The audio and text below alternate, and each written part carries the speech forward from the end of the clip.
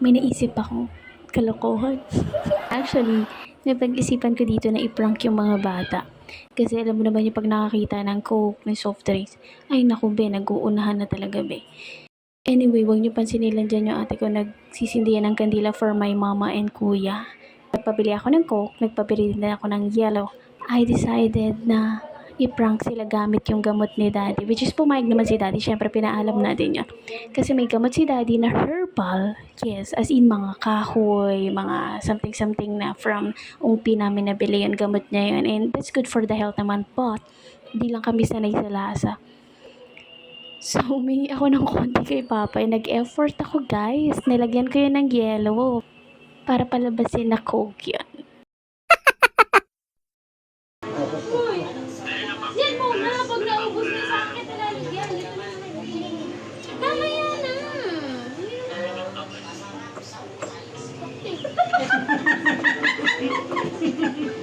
Opos mo! Dali pa ako. It's a prank! Welcome to my vlog! Madali lang siya mait! Bibigyan ko ni Papa Bente! Pasta! Madali lang mait! Opos mo!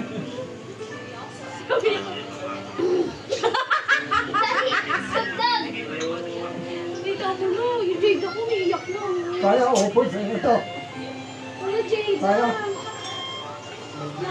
Pansisig kaya. Pwede kaya taas ah. Mga video?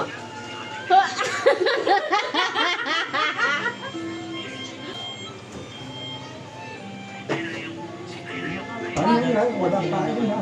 Hindi pa kumain. Dumating na. Nakain na daw! Tapos ito!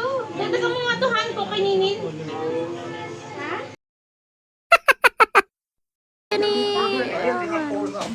Asa wallet ko? Uy! Asa wallet? Oo nga. Ang lamig nga eh. What? Uh-oh. Ganito nga. Di ko kuminti. Panasasya dito nga pananlig.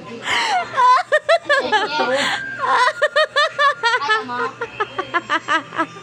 O, panis. O, panis kayo kay Zay. Ano, panis kayo kay Zay. O, bibigyan na yun. O, panis. O, bakit? O, kaya mo yan. O, paspas ka ba?